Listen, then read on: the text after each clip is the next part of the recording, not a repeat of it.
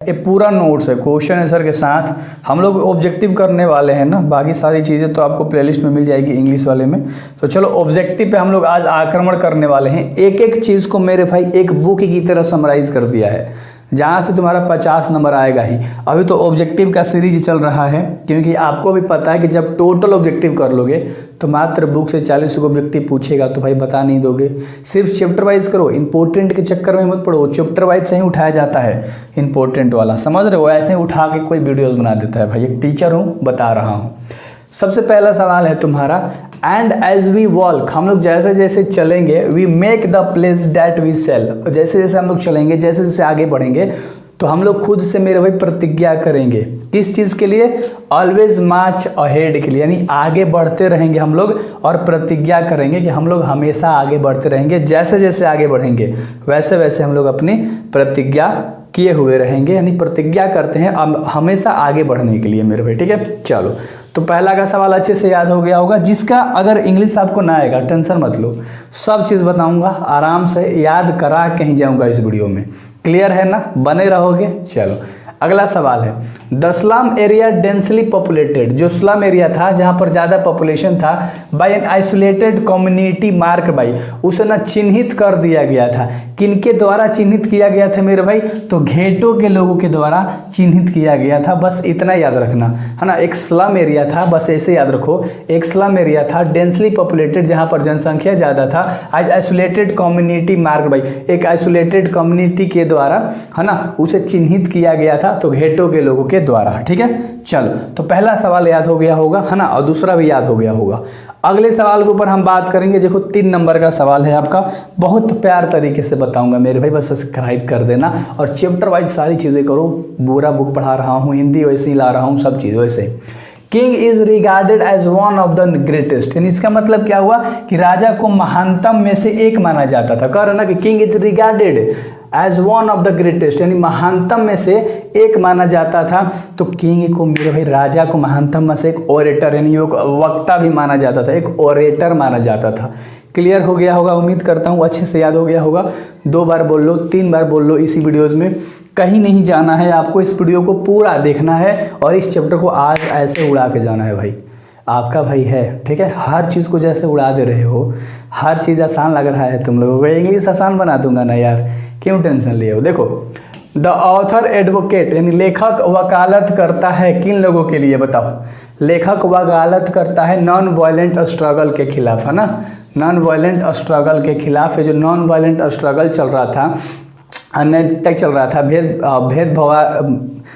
भेद इंसान करता है ना, भेद व्यवहार करता है काले और गोरे लोगों में, ठीक है, तो उस चीज़ को लेकर वो वकालत करता था। इस चीज़ के, इस संघर्ष के खिलाफ वो वकालत करता था जो लेखक था। ठीक है, अगला सवाल देख लो मेरे भाई। Martin Luther King Junior was born in, born मतलब जन्म, यानी मार्टिन लूथर किंग जूनियर का जन्म 1929 में हुआ था। कब हुआ था? 1929 में, ध्यान से 1929 में मार्टिन लूथर किंग जूनियर का मेरे भाई जन्म हुआ था। आई होप याद हो गया होगा, क्योंकि 2 बार 3 बार मैंने बोल दिया 1929। ठीक है, चलो अगला सवाल देख लो। Martin Luther King junior was assassinated, assassinated मतलब होता है हत्या। उनकी ना हत्या कर दी गई थी मेरे भाई, उनकी क्या कर दी गई थी? हत्या कर दी गई थी। हत्या कब कर दिया गया था? 4 अप्रैल को, बस इतना याद रख लो, 4 अप्रैल को, मार्च नहीं, अप्रैल, 4 अप्रैल, चौथा महीना। चलो क्लियर हो गया होगा। तो एसासिनेटेड मतलब होता है हत्या, याद रख लेना, है ना, भूलना मत मेरे भाई। अगला सवाल है कि 4 मार्च को तो किया गया था, लेकिन ईस्वी कौन सा था वही पूछ दिया। किंग वॉज एसासिनेटेड इन, तो ईस्वी का नाम बता दो, है ना। 4 को आपने याद कर लिया कि 4 मार्च जो था वो डेट था, वो दिनांक था, एक पूरा दिनांक। आपको साल के साथ अगर बताना हो तो 1900 क्या था मेरे भाई? 68 था। कब था? 1968, 4 मार्च 1968, यानी 1968 तुम्हारा हो जाएगा। देखो 2 तरह से क्वेश्चन एक ही में बना दिया। अगर एक ही में क्वेश्चन पूछ देगा, पूरा डेट वाला ऑप्शन होगा, तो ये मारना 4 मार्च 1968। I hope you will be clear answer, ठीक है। चलो अगला सवाल देख लो तुम। आई हैव अ ड्रीम, क्या आई have a dream is a speech, यह एक भाषण है। जो आपका आई हैव अ ड्रीम चैप्टर हो क्या है, भाषण है, याद हो गया होगा। चलो एक ऑब्जेक्टिव तो निकला। डिलीवर्ड बाय किंग, उसे मार्टिन लूथर किंग जूनियर ने डिलीवर किया था, दिया था, इस भाषण को दिया था मेरे भाई। तो कब दिया था, पूरा डेट आप बताओ कब दिया था, फटाक से बताओ। 28 अगस्त 1963 में। कब दिया था, 28 अगस्त, ध्यान से 28 अगस्त, ध्यान से, इंग्लिश से भाई 1963 है ना, 28 अगस्त 1963। और मृत्यु कब हुआ था, 4 मार्च 1968। बहुत प्यारा, बहुत प्यारा, बहुत अच्छे हो आप सब। चलो कोई नहीं, आपको सारी चीज़ें याद होती जा रही है। सारे चैप्टर उड़ाऊंगा, सारे चैप्टर उड़ाऊंगा, बिल्कुल बेफिक्र रहो। America gave the Negroes people, Negroes people यानी नेग्रोस के लोगों को अमेरिका ने क्या दिया बताओ। हाँ, नेग्रोस के पीपुल नेग्रोस के पीपुल को अमेरिका ने क्या दिया मेरे भाई, फटाक से आंसर बताओ, फटाक से। एक बैड चेक दे दिया है ना, एक बैड चेक दे दिया। चलो बैड दिया, बस इतना देखो, बैड चेक है ना, याद हो गया, क्या दिया, एक बैड चेक दिया। हाँ, कितने अच्छे से आप सबको याद हो रहा है ना। अगला, bye the singing of the, है ना, इमेंसिपेशन प्रोक्लेमिनेशन द होप्स, यानी ये ऐसा वर्ड ही है कि आपको याद हो गया होगा, सिर्फ सुन के 2 बार सुन लेना। आशाओं की मुक्ति, ये दूसरे पर हस्ताक्षर करके, है ना, ध्यान से देखना, ये क्वेश्चन इंपॉर्टेंट है भाई, ठीक है ना। तो इसका आंसर बताना है आपको, क्या कि आशाओं की मुक्ति अधोसर पर हस्ताक्षर करके रिमेन अनफुलफिल्ड, यानी कि इसे पूरा नहीं किया गया था, है ना, अधूरा ही छोड़ दिया गया था। चलो, है ना, अनफुलफिल्ड है, यानी कि इसे पूरा नहीं किया गया। फुलफिल्ड मतलब होता है पूरा करना, ठीक है, तो इसे पूरा नहीं किया गया। By the singing the emancipation proclamation the hope, ठीक है। चलो कोई नहीं, अगला सवाल है तुम्हारा 11 नंबर का, ध्यान से देखो। To overlook the Negroes would be, यानी कि नेग्रोज को लोग जो थे ना और नज़रअंदाज करना होगा। ये बात क्या है, सही है, गलत है, बेनिफिशियल है, कैसा है, मतलब लाभदायक है ना। तो बताओ मेरे भाई 11 का ऑप्शन नंबर कौन सा होगा, है ना, फैटल, क्या होगा, फैटल, ठीक है। चलो क्लियर है, सारी चीज़ें याद करा दूंगा, पटल, फाटल, फाटल याद रख लो, फाटल, है ना। चलो अगला सवाल है, देख लो। The Negroes made the placed that they will always, वो लोग हमेशा आगे बढ़ने के लिए शपथ लिए थे ना, तो मार्च अहेड हो जाएगा, मार्च अहेड। ये तो सवाल बहुत आसान था। अगला सवाल देख लो 13 नंबर का, 13 नंबर यानी 13 नंबर का आपका सवाल है। How many times King repeat, King ने दोहराया कितने बार, कितने समय, that we can not be satisfied, यानी हम लोग असंतुष्ट हैं, हम लोग संतुष्ट नहीं हैं, क्या है, हम लोग संतुष्ट नहीं हैं। ये बात को लेखक कितनी बार दोहराता है, रिपीट करता है, तो वो रिपीट करता है 5 टाइम्स। कितने बार, 5 बार रिपीट करता है इस बात को कि हम लोग we can not be satisfied, यानी हम लोग पूरे चैप्टर की बात कर रहा है कि पूरे चैप्टर में 5 बार बोल देता है कि हम लोग संतुष्ट नहीं हैं, हम लोग सेटिस्फाइड नहीं हैं। अगला सवाल है, द वर्ड मोमेंटस, मोमेंटस का मतलब होता है महत्वपूर्ण, यानी महत्वपूर्ण शब्द कहाँ से स्टैंड करता है, कहाँ से लिया गया है मेरे भाई, चलो बताओ फटाक से, कहाँ से स्टैंड करता है, ये वेरी इंपॉर्टेंट है ना। तो वेरी इंपॉर्टेंट से स्टैंड करता है, क्योंकि मेमोंटम्स में महत्वपूर्ण और वेरी इंपॉर्टेंट का हिंदी भी क्या होता है, महत्वपूर्ण। अरे यार याद तो हो गया होगा, तो यहाँ से क्या करता है, स्टैंड करता है ना। चलो क्लियर हो गया होगा। अगले सवाल के ऊपर हम बात करेंगे, जो कि 15 नंबर का आपका सवाल है, और कह रहा है कि they had dream that one day they would, वो कहते हैं कि हमारा जो स्वप्न है वो बहुत ही हार्ड है, बहुत ही मतलब मजबूत है ना। तो एक दिन हम लोग उसे क्या करेंगे बताओ, हम लोग एक दिन उसे प्राप्त करेंगे। तो जो ड्रीम था, वो जो एक स्वप्न था, वो कैसा स्वप्न था, गेट देयर राइट्स, यानी हम लोगों को एक अच्छी राइट्स मिलेगा, हम लोगों का हक जो है वो एक दिन जरूर मिलेगा, और ये हमारा एक बहुत ही घनिष्ठ स्वप्न है, और ये एक दिन बहुत जल्दी पूरा होगा। अगला है 16 नंबर का सवाल, रेशियल डिस्क्रिमिनेशन इज अगेंस्ट, है ना। रेशियल डिस्क्रिमिनेशन किसके खिलाफ किया गया मेरे भाई बताओ। चलो रेशियल डिस्क्रिमिनेशन अगेंस्ट, तो ये था ह्यूमन राइट्स के खिलाफ, है ना। चलो मानव नैतिकता के खिलाफ, यानी मानव का जो हक है वो प्राप्त हो उसके खिलाफ था। I have a dream is written by Martin Luther King Junior, आपको पता है ना। इसको लिखा किसने है, आई हैव अ ड्रीम को लिखा किसने है, मार्टिन लूथर किंग जूनियर। किसने, मार्टिन लूथर किंग जूनियर। मैं बोल रहा हूँ ना कि एक एक सवाल को ऐसे याद कराऊंगा, ऐसे मेरे भाई कि भूलोगे नहीं। बस यहाँ से जुड़ो, सब्सक्राइब करो, अभी क्या भी करो यार, और वीडियो को शेयर करो। अगला है Martin Luther King Junior has written the lesson. हा, मार्टिन लूथर किंग जूनियर कौन सा लेसन लिखे भाई? आई हैव अ ड्रीम तुम पढ़ रहे हो यार, और इसके लेखक मार्टिन लूथर किंग जूनियर हैं। इसमें क्या ही सवाल में देखना है ना। चलो 18 तक सवाल आपको टोटल याद हो गया होगा। एक बार वीडियो को अगर लगा लिया ना, एक बार अगर वीडियो को लगा लिया तो भाई मचा दोगे। आई have a dream is a part of speech delivered by. I have a dream एक स्पीच का पार्ट है, एक टुकड़ा है, और इसे डिलीवर किया था किसने? मार्टिन लूथर किंग जूनियर ने। ठीक है, इन्होंने ही ना दिया था मेरे भाई। चलो बहुत बढ़िया। देखो क्वेश्चन एक ही तरह से है, सारे क्वेश्चन को घुमा रहा है, तो आपको तो मज़ा आ रहा होगा। एंड अगला सवाल है 20 नंबर का। Martin Luther King Junior belongs to, वो कहाँ से बिलोंग करते थे, वो कहाँ के थे?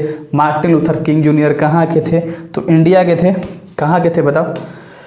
ऑप्शन नहीं दिख रहा है, अरे आगे दिख रहा होगा, यूएसए। कहाँ के हैं? यूएसए के। इंडिया का हर बात आपको नहीं लाना, क्योंकि यूएसए लोगों का भेदभाव था, है ना, काले गोरे रंगों के बारे में लड़ रहे थे। चलो याद हो गया होगा। अगला सवाल है जो 21 नंबर का सवाल है मेरे भाई। The condition of the appalling. Appalling का मतलब होता है भयावह, और भयावह स्थिति थी मेरी भाई कहाँ की? बताओ। बहुत ही खतरनाक स्थिति थी, बहुत ही भयावह, नेग्रोज लोगों की, है ना, नेग्रोज लोगों की बहुत ही खराब, बहुत ही भयावह स्थिति थी। याद हो गया होगा, नेग्रोज लोगों की। ठीक है, अगला जो 22 नंबर का सवाल है, फिल इन द ब्लैंक्स, यानी खाली जगह के जगह पे क्या आएगा? Is sweltering with the heat of injustice and operation, यानी कि अन्याय और अत्याचार। इनजस्टिस एंड ऑपरेशन का मतलब होता है अन्याय और अत्याचार के गर्मी से तप रहा है। तो क्या तप रहा था मेरे भाई बताओ, है ना? अन्याय और अत्याचार के गर्मी से तप रहा था मिसिसिपी। मिसिसिपी एक जगह था जहाँ ना, तो मिसिसिपी तप रहा था। बस इतना याद रखना, है ना। और मिसिसिपी में यार नेग्रोज लोग थे, बस इतना याद रखना, मिसिसिपी, है ना, बहुत तप रहा था स्थिति से। फिर इन the blanks was a great orator. Great orator कौन है बताओ? इस तरह से ऊपर क्वेश्चन हम लोगों ने किया था मेरे भाई। मार्टिन लूथर किंग जूनियर एक बहुत ही, है ना, महान ओरेटर थे, है ना। चलो कोई दिक्कत नहीं, ये तो याद हो गया होगा। अगले सवाल के ऊपर हम बात करते हैं 24 नंबर का, और टोटल क्वेश्चन 35 हुआ है भाई, बने रहना होगा। Martin Luther King junior was, Martin Luther King junior was कह रहा है, तो क्या थे? नेग्रोज थे, ये भी तो एक नेग्रोज थे ना। चलो याद हो गया होगा, नेग्रोज, है ना। चलो अगला सवाल है मिसिसिपी में नेग्रोज, याद रख लेना। अगला, Nobel Prize for speech, speech के लिए, भाषण के लिए उन्हें नोबेल प्राइज मिला था मार्टिन लूथर किंग जूनियर को। कब मिला था बताओ? नोबेल प्राइज मिला था मार्टिन लूथर किंग जूनियर को अपने भाषण के लिए। तो जो था वो कब मिला था? तो 1964 में मिला था। आई होप कि आपको याद हो गया होगा। 1964 में मार्टिन लूथर को नोबेल प्राइज मिला था। क्या मिला था? नोबेल प्राइज मिला था मेरे भाई।